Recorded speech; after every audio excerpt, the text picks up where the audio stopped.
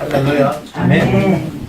오늘도 하나님 아버지 앞에 예배드리기 위해서 오신 모든 분들, 오늘 하루에 성스러운 기적을 이루신 분들이라고 믿습니다. 하나님의 축복이 여러분들 한 분 한 분에게, 여러분들 가정에 임하시기를 축원합니다. 우리 옆에 분들하고 인사 나누십시다. 예수님의 흔적을 가집시다. 예수님의 흔적을 가집시다. 사도 바울이 말씀하신 예수의 흔적을 내가 몸에 지녔다라고 하는 이 말씀을 가지고 오늘 말씀을 나누고자 합니다. 우리는 예수의 흔적을 가집니다. 이 흔적이라고 하는 것은 어떤 몸의 상처가 아니라 내가 예수님을 위해서 무엇을 할 수 있었는가, 했는가라고 하는 그 말씀입니다. 어떤 분이 이런 말씀을 전했어요. 수양회를 가는데 수양회를 가다가 가시덤불이 있었고 철망이 있었는데 잘 모르고 깜깜한 밤에 그냥 빨리 가려고 들어가다가 같이 철망에 이마를 찢겼대요. 그래가지고 이마를 찢겨서 그때부터 이분이 이게 예수의 흔적이다. 내가 예수님께 예배드리기 위해서 가다가 찢긴 흔적이다. 근데 이게 예수의 흔적이다. 나를 건드리지 말라. 뭐 이러고 다녔다고 그래요. 예수님의 흔적은 우리 몸에 있는 상처의 흔적을 말하는 것이 아니라 우리 마음속에, 가슴 속에 있는 흔적을 말하고 있습니다. 사도 바울은 그리스도의 일꾼으로서 예수님을 위해서 수고하고 옥에 갇히고 수없이 매를 맞았습니다. 여러분들 오늘 나눠드린 그 주보의 칼럼들 다 읽으십니까? 네. 읽어주시면 고맙겠습니다. 그 칼럼에 이 설교 말씀하고도 다 여기에 다 채워지지 않는 부분들을 거기다가 제가 또 글도 쓰기도 하고 그러니까 사도 바울이 당했던 그 아픔을 거기 이제 기록을 해놨어요. 예수님은 골고다 언덕을 올라가시면서 창에 찔리고 고난을 받으시고 십자가 상에서 못 박히고 가시멸류관을 쓰신 그러한 사랑과 그리고 아픔의 그 흔적을 가지신 분입니다. 예수님의 제자들도 모두 선교를 위해서 세상의 험한 생명부지 땅으로 떠나가지고 세계 방방곡곡에 가서 순교하였습니다. 전 세계에 복음이 전파되게 되는 귀한 이 몸의 흔적을 지닌 그런 분들이죠. 우리나라에 온 선교사들도 그 가족들도 다 마찬가지입니다. 문화적 차이를 견디고 이 민족을 사랑하는 예수의 흔적을 가진 분들입니다. 언더우드는 그의 손자대까지 이 한국에 묻히기를 원하면서 한국을 사랑한 사람이었습니다. 한국인보다 더 한국을 사랑한 사람이었다고 볼 수 있습니다. 제가 중학교 다닐 때 그 아버지가 저희 선생님께서 목회를 시골에 목회 개척교회를 하시느라고 굉장히 힘들었기 때문에 학교에서 저에게 장학금을 줬어요. 호주에서 온 장학금입니다. 저는 알지도 못하고 보지도 못한 사람인데 호주에서 온 장학금을 제가 받으면서 중학교를 다녔습니다. 1년에 12,000원을 받았어요. 지금도 잊혀지지가 않아요. 한 달에 1,000원씩입니다. 그 당시에 쌀 한 말에 얼마냐면 500원이었습니다. 쌀 한 말 500원. 그러니까 쌀 두 말 값을 받으면서 학교를 다녔던 거죠. 지금도 늘 고마운 마음이 있습니다. 그분을 찾을 수만 있다면 제가 참 찾고 싶어요. 알지 못하는 사람에게 이렇게 자기의 사랑을 베푸는 사람들, 이 사람들이 바로 예수의 흔적을 지닌 사람이다 라고 하는 것입니다. 우리나라 초기에 예수 믿었던 사람들 마찬가지입니다. 그 당시에 박해와 어려움을 많이 받았습니다. 여러분들 우리 과거에 우리 선배들의 신앙생활 하는 모습을 들으셨죠. 제사 지내지 않는다고 며느리가 엄청나게 교회 다니는 며느리는 구박을 받았고 냉대를 받았습니다. 쫓겨나기까지 했습니다. 그리고 예수쟁이라고 놀림을 받았던 것입니다. 뿐만 아니라 초기에 그 시골교회 목회자들 대단히 어렵고 힘들었습니다. 요즘도 시골교회 목회자들은 대단히 힘들고 있습니다만은 그러나 과거에는 정말 상상을 초월하는 힘든 과정과 삶을 살았던 것입니다. 시골에 가면은 이 대부분이 먹고 사는 것만은 충분하게 다 대부분들 먹고 살았죠. 그러나 내일 한 끼, 당장 저녁 한 끼 쌀이 없어서 정말 힘들어했던 그러한 시절들이 과거에 우리 선배들의 목사들의 그런 생활이었습니다. 가난과 고통의 시간들을 보냈던 흔적들을 그들은 가지고 있습니다. 우리는 지금 얼마나 편안하게 예수 믿고 계십니까? 여러분들 우리 작은 교회지만은 아까 장로님 말씀대로 우리 이렇게 작은 교회지만은 이렇게 사랑으로 모여서 함께 예배드리는 이건 정말 행복한 거죠. 우리는 정말 편안하게 예수 믿고 있는 것입니다. 예수님을 사랑한 나의 흔적은 우리 무엇인가 한번 생각해 보아야 할 것입니다. 예수님 때문에 당했던 아픔과 상처가 그 고통이 무엇 여러분들 가슴 속에 있는가 여러분들 생각해 보시기 바랍니다. 나에게 있는 믿음의 과정에서 내가 지금까지 믿어왔고 앞으로 믿어가는 내 과정에서 나는 과연 어떤 예수의 흔적을 가지고 있는가 하는 것을 생각해 보시기 바랍니다. 그러면 예수의 흔적은 무엇인가 라고 하는 것을 몇 가지로 구분해서 생각해 보겠습니다. 세상과 구별된 거듭남이 있을 때 우리는 예수의 흔적이 있다라고 얘기할 수가 있습니다. 거듭남, 다시 얘기하면 변화된 삶이라고 하는 것은 살아온 방식과는 다른 예수 닮은 삶을 살아야 된다라고 하는 것입니다. 예수를 믿기 전이나 예수를 믿고 난 후나 똑같은 삶을 산다면 변화되지 않은 겁니다. 흔적이 없는 겁니다. 구별된 삶을 사는 것이 아닙니다. 믿음은 성장해야 됩니다. 30살이 되어도 40이 되어도 60이 되어도 어린아이의 신앙을 갖는 것은 이거는 성장하지 않는 신앙인 것입니다. 변화해야 된다라고 하는 것입니다. 좀 더 가까이 예수님을 닮아가야 된다라고 하는 것이죠. 우리는 그냥 과거에 믿었던 대로 해왔던 대로 그대로 살아가는 것은 우리 신앙이 성장하는 것이 아니다. 어린아이 때의 일을 버리고 성숙한 어른이 되어야 하듯이 우리의 신앙도 성숙한 신앙인으로 살아가야 할 것입니다. 아멘. 무엇이 우리가 그리스도인이 되었다라고 하는 증거가 되겠습니까? 이 변화된 모습이 없다는 것은 우리가 그리스도인이 되었다라고 하는 모습을 나타내지 못하고 있다는 것입니다. 거듭나서 예수님을 닮은 삶을 사는 것이 내가 산다는 것은 내가 과거에 살았던 것과는 다른 삶을 살아가는 것이죠. 고린도전서 2장 14절 말씀에 육에 속한 사람은 하나님의 성령의 일을 받지 아니하나니 저희에게는 미련하게 보이며 또 깨닫지도 못하나니 이런 일은 영적으로라야 분별합니다. 영적인 눈이 또 있지 않을 때는 변화가 일어나지 않는다라고 하는 것입니다. 그저 육적인 눈으로만 바라보게 되니까 성령의 일을 바라볼 때는 미련하고 우둔한 것으로 보일 수밖에 없다라고 하는 것입니다. 우리는 변화해야 됩니다. 예수쟁이는 이 쟁이라고 하는 표현은 아주 기술자, 아주 특별한 능력을 가진 사람을 거의 지금 예수쟁이가 아주 비난하는 말처럼 들리지만 사실은 예수에 미친 사람 이렇게 표현할 수도 있습니다. 이 예수쟁이는 세상의 눈으로 볼 때 미련해 보이지만은 그러나 세상의 삶이 미련한 사람이 아닌 것입니다. 세상의 삶이 화끈하고 또 세상에 사는 방식대로 사는 것이 어떻게 보면 멋있어 보이는지는 모르지만은 예수쟁이처럼 살아가는 것, 예수에 미친 사람처럼 살아가는 우리의 신앙인이 되는 것이 하나님 보시기에는 아름다운 삶이다라고 하는 것입니다. 세상 사람들처럼 우리는 살아서는 우리가 예수 믿는다고 이야기할 수 없다는 것입니다. 세상 사람들과 같이 어울리는 그러한 삶을 살아가는 것, 이거는 우리는 돌아서라고 주님이 말씀하고 있습니다.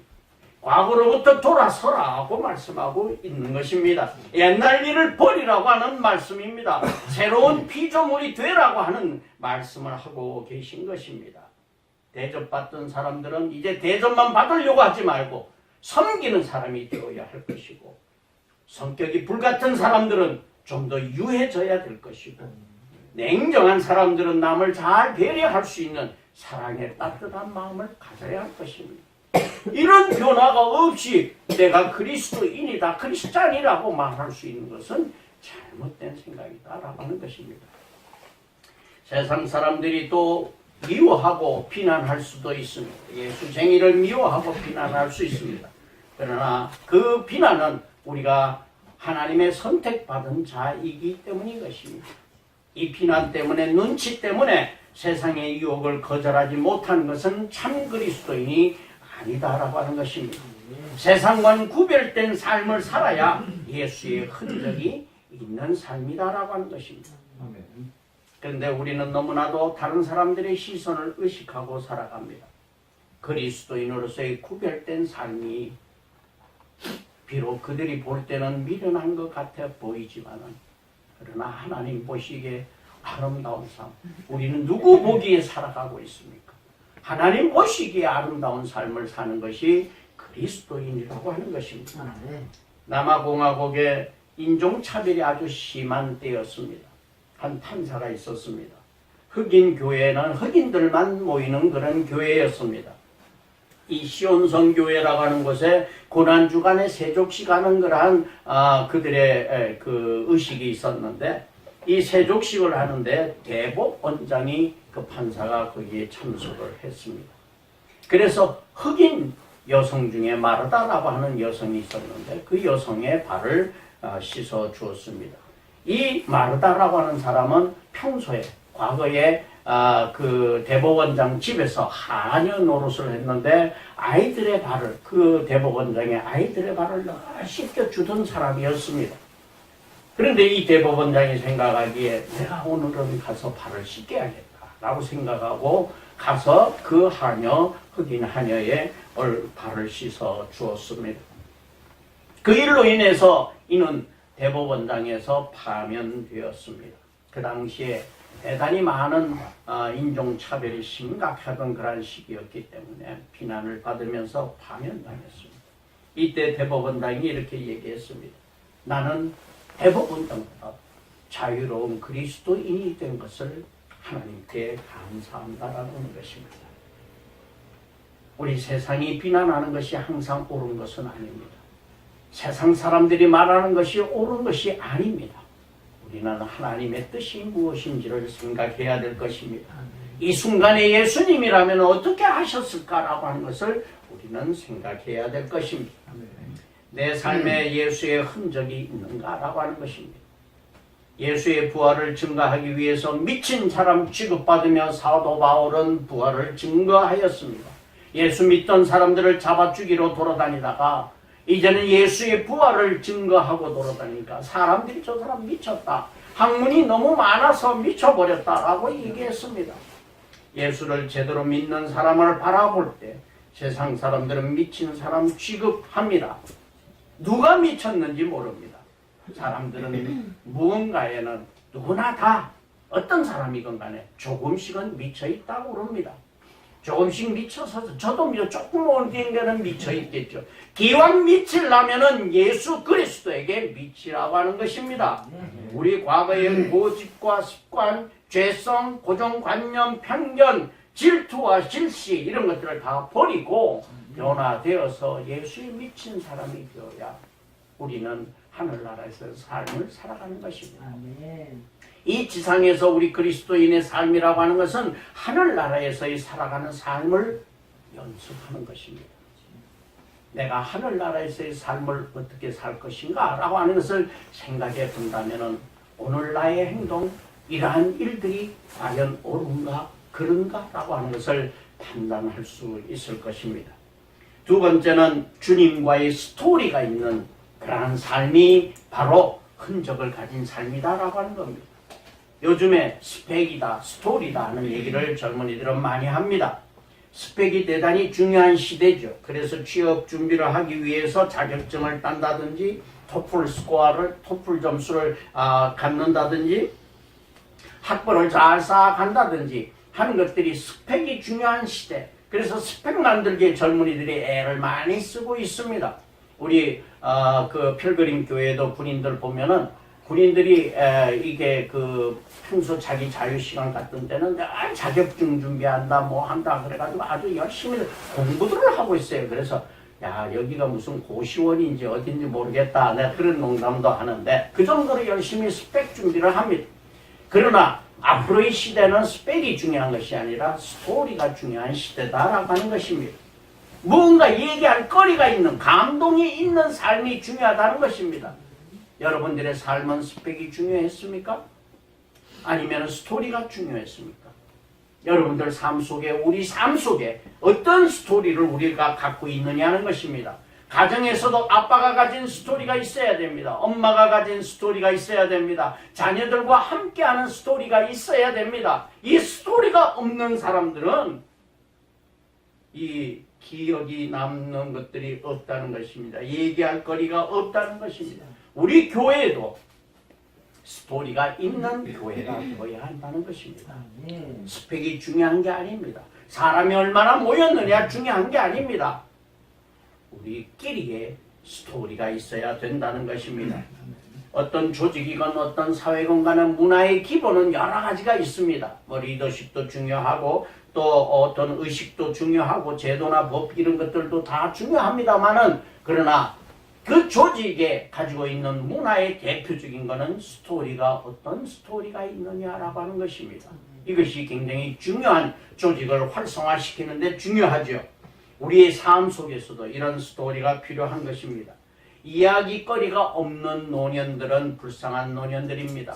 초라한 노년들입니다. 자녀들에게 또 이웃에게 아빠의 얘기, 엄마의 얘기 이 이야기거리가 있어야 된다는 것입니다. 자신의 스토리를 말할 것이 없는 사람들은 우리는 초라한 사람이라고 보여집니다. 신앙인들도 마찬가지입니다. 초라한 신앙은 어떤 신앙이냐? 하나님과 동행한 이야기가 없는 사람, 초라한 신앙입니다. 주님과 함께한 스토리가 없는 사람, 초라한 신앙인 것입니다. 욕심과 욕망만 가득하고 축복받는 데만 급급한 사람들, 남에게 상처만 주는 사람들, 이런 사람들은 초라한 신앙들인 것입니다. 불쌍한 사람들인 것입니다.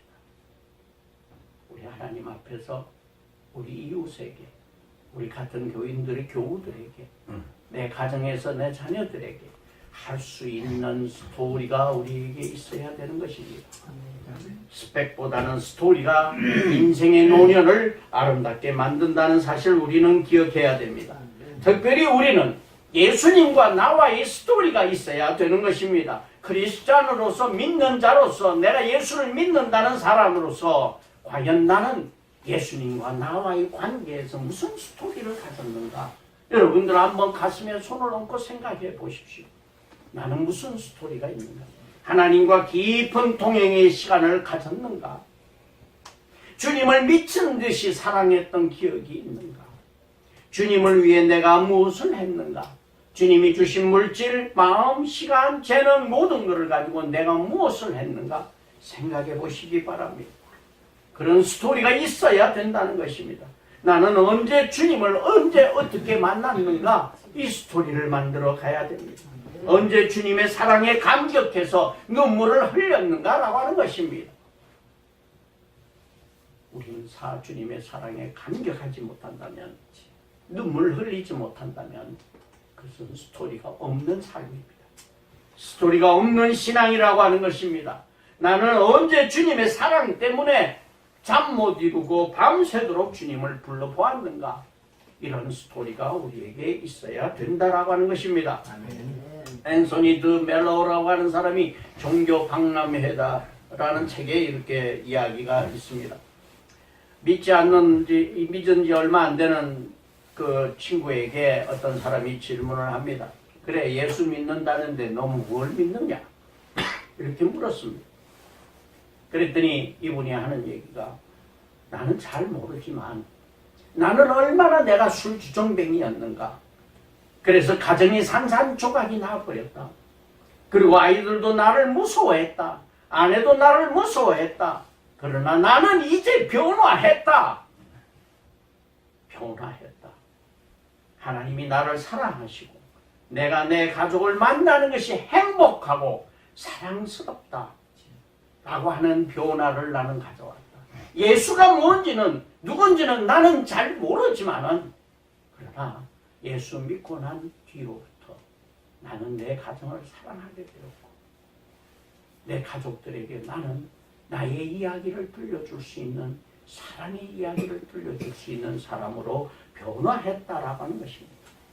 우리는 믿는다는 것이 뭡니까? 예수 그리스도를 믿는다는 것이 무엇입니까? 예수를 얼마나 많이 알고 있느냐라고 하는 것, 지식을 얼마나 많이 공부했느냐는 것도 중요하지만 그것보다 더 중요한 것은 내가 어떻게 예수 닮은 삶을 살아가며 그런 모습으로 변화했는가 라고 하는 것이 중요한 것입니다. 변화하지 않고 머리만 커진 이런 신자들은 하나님이 기뻐하시지 않는다는 사실을 우리는 기억해야 될 것입니다. 도무지 변화하지 않는 사람들이 있습니다. 내 가슴 속에 잘난 내가 너무 많아서 변화하지 싫은 것입니다. 하지 않으려고 하는 것입니다. 우리는 스펙이 중요한 것이 아니라 주님을 만났던 뜨거운 감동이 있어야 되고 주님을 만났던 뜨거운 사랑의 그런 격정이 있어야만 된다는 거예요. 그 스토리가 있어야 된다는 것입니다. 과거의 삶에서 벗어나지 못하고 굴레에 쌓여서 살고 있는 사람들 벗어버릴 것은 과감하게 벗어버려야 됩니다. 오늘 창세기에 있는 아브라함의 이야기를 우리는 읽었습니다. 아브라함은 고향을 떠나갑니다. 그 당시에 고향을 떠나간다는 것은 쉬운 일이 아닙니다. 여러분들 생각해 보십시오. 지금은 우리가 이사를 간다 여기서 저기로 이삿짐 센터 하면은 돈만 주면 얼마든지 이사 잘할 수 있습니다. 그러나 과거에는 고향을 떠나서 이사를 간다라고 하는 것은 대단히 어렵고 힘든 일이었습니다. 모든 것을 다 포기하고 자기 삶을 포기하고 가는 것입니다. 하나님이 떠나서 내 고향을 떠나서 친척 아비의 집을 떠나라고 했을 때 아브라함은 떠났던 것입니다. 우리의 삶의 뒤에 지저분한 것들이 있다면 과감하게 끊어버릴 수 있는 용기가 있어야 할 것입니다. 아멘. 나 자신을 변화시킬 수 없는 사람, 나도 변화하지 못하는 사람이 누구를 변화시킬 수 있겠습니까? 나도 변화하지 못하는 사람이 누구에게, 자녀에게 무엇을 가르치겠습니까? 변화해야 한다는 것입니다. 그러나 나 자신이 변화한다는 게 얼마나 힘든다는 것은 노력해본 사람들은 압니다. 변화된다는 것은 대단히 어렵습니다. 성령님의 뜨거운 역사가 있어야만이 변화할 수 있다는 것입니다. 그렇기 때문에 우리는 성령님의 역사가 우리에게 있게 해달라고 기도해야 될 것입니다. 마지막으로 나는 주님이 거하시는 고귀한 성전이라고 하는 말씀입니다. 고린도전서 3장 16절 17절 말씀에 보면 함께 읽겠습니다. 시작. 너희가 하나님의 성전인 것과 하나님의 성전이 너희 안에 거하시는 것을 알지 못하느냐. 누구든지 하나님의 성전을 더럽히면 하나님이 그 사람을 멸시하리라. 하나님의 성전은 거룩하니 너희도 그러하니라. 아멘. 우리가 하나님의 성전이라고 하는 사실을 우리는 깨달아야 할 것입니다. 내가 그냥 밥 먹고 사는 사람이 아니라 그냥 사람들 만나고 살아가는 것이 아니라 나는 움직이는 성전이다라고 하는 것입니다. 나는 하나님의 성전이라는 것을 기억해야 됩니다. 성령님께서 하나님의 성령이 너희에게 거하고 있는 것을 알지 못하느냐? 우리 안에는 우리의 삶 속에는 믿는다고 인정받은 우리는 성령님이 우리 안에 계신다라고 하는 사실을 우리는 깨달아야 됩니다. 누구든지 하나님의 성전을 더럽히는 자는 하나님이 어떻게 하신다고요? 멸하신다. 하나님이 멸하신다고 했어요. 우리의 몸을 더럽히고 우리의 마음을 더럽히는 자, 죄악으로 더럽히는 자들은 하나님이 멸하신다고 분명하게 말씀하고 있습니다. 하나님의 성전은 거룩한 곳입니다. 우리의 몸도 하나님의 성전이기 때문에 성령님이 거하시는 성전이기 때문에 거룩하라고 말씀하고 있습니다. 내 몸과 마음이 성전인 것입니다. 하나님은 이 성전 안에만 계신 것이 아니라 어느 곳에나 내가 움직이는 곳마다 하나님이 나와 동행하신다는 것입니다. 내가 있는 어디든지 하나님의 성전이 되는 것입니다. 구약시대의 성전은 법궤와 금촛대와 분향단과 진설병이 있어야 됩니다. 법궤는 하나님의 말씀입니다. 하나님의 말씀, 우리가 성전이기 때문에 우리는 항상 우리 속에 하나님의 말씀이 있어야 됩니다. 그래서 날마다 하나님의 말씀을 읽어야 한다는 것입니다. 하나님의 말씀이 없는 사람들은 법궤가 없는 성전과 같다라고 하는 것입니다. 금촛대는 성령을 비추는 하나님, 성령님의 조명인 것입니다. 말씀을 올바로 이해하고 실천하는 사람으로 변화하기 위해서 우리는 성령의 역사가 있어야 된다고 말씀드렸습니다. 이 성령의 역사는 주님과 함께 호흡하는 것을 말하고 있습니다. 깊은 호흡이 필요한 것입니다. 헥헥거리는 숨이 아니라 주님을 바라보며 주님과 내가 함께 깊은 호흡 속에 빠져서 함께 숨을 쉬며 살아간다는 그런 마음으로 우리는 살아야 할 것입니다. 그런 마음이 있어야 우리에게 변화가 일어난다라고 하는 것입니다. 분향단은 기도하며 찬양하는 것입니다. 그래서 우리가 필요한 것은 날마다 기도하는 삶입니다. 나에게 말씀하시는 이 하나님의 음성을 들을 수 있어야 된다는 것입니다. 기도는 일방적으로 내가 떠들어대는 것이 아니라 하나님께서 나에게 무슨 말씀을 하실 것인가, 그 미세한 음성이 무엇인가를 듣기 위해서 우리는 침묵해야 됩니다. 침묵하면서 우리는 귀를 열고 하나님의 음성을 들으시기를 바랍니다. 진설병은 하나님께 바치는 떡을 이야기하고 있습니다. 나눔을 이야기하고 있습니다. 우리는 우리와 이질적인 사람, 전혀 수준에 맞지 않는 사람, 우리 주위의 작은 자들을 위한 우리의 공간을 확보하라는 말씀입니다. 다시 얘기하면은 섬김과 봉사를 하라는 말씀입니다. 우리는 내가 할 수 있는 달란트, 내가 할 수 있는 능력이 무엇인가 라고 하는 것을 가지고 언제든지 기쁜 마음으로 우리는 섬김과 봉사를 해야 된다는 것입니다. 이럴 때 바로 우리는 이 하나님의 성전이 된다라고 하는 것입니다. 우리는 구별된 삶을 살아가야 할 것입니다. 세상의 가치를 거부해야 됩니다. 아브라함을 부르시어 고향을 떠나게 한 것처럼 우리 보고 과거로부터 떠나라고 말씀하고 계십니다. 변화되라고 말씀하고 계십니다. 이 변화는 과거를 청산하지 못하면 변화하지 못한 것입니다. 우리는 부르심에 합당한 삶을 갖기 위해서는 용기가 필요합니다. 청산할 수 있는 용기가 필요합니다. 변화할 수 있는 용기가 필요합니다. 하나님 앞에 좀 더 가까이 나가고 예수님을 좀 더 닮아가는 삶이 되기 위해서 우리는 노력해야 할 것입니다. 내가 살아온 길을 버리는 것은 쉽지 않지만 우리가 말이 하나님을 믿는다고 하면서 우리는 지속적으로 자기 생각을 믿고 살아가는 사람들인지도 모릅니다. 내 생각이 옳다라고 생각합니다. 내 판단이 옳다라고 생각합니다. 말씀은 그게 아니고 벗어나라, 변화하라, 돌아서라고 말씀하고 계시는데 내 생각이 옳다라고 생각하고 하나님을 믿는다고 하면서 내 생각을 믿고 살아가는 사람이 되어서야 우리가 어떻게 그리스도인이라고 말할 수 있겠습니까? 교회 공동체는 주님의 사랑 안에서 예배하고 기도하고 서로 사랑하며 섬기며 하나의 목표인 하나님 나라를 확장하는 일에 힘을 모으는 것이 교회 공동체입니다. 주님이 안 계신 교회 공동체의 진교는 그러나 하나님이 계시지 않는 모임의 세상 사람들의 모임에 불과하다는 것입니다. 우리는 날마다 세상과는 구별된 삶을, 구별된 모임을 갖는 공동체가 되어야 할 것입니다. 주님이 머무르실 나의 성전은 청결해야 될 것입니다. 우리는 마음이 청결해야 하나님을 바라볼 수 있다고 말씀했습니다. 내가 주님을 모시는 이 성전이 깨끗해야 할 것입니다. 구원의 과정을 지나서 성화돼 가야 된다는 것입니다.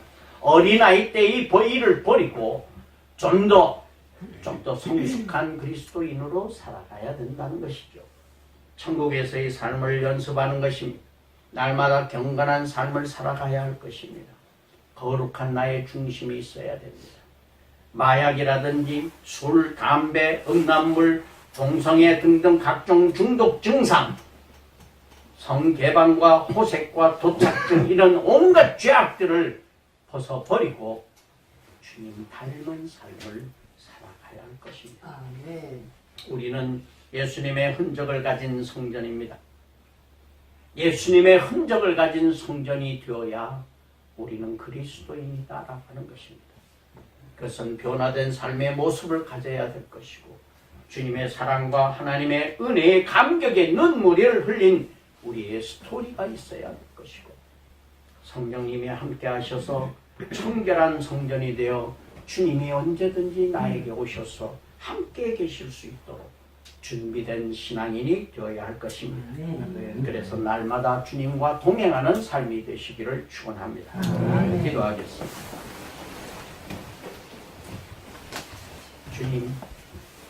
주님이 거하실 수 있는 성전이 되기 원합니다. 주님과 사랑에 빠진 우리의 스토리가 있기를 원합니다. 아멘. 주님, 변화된 삶을 살아가기를 원합니다. 아멘.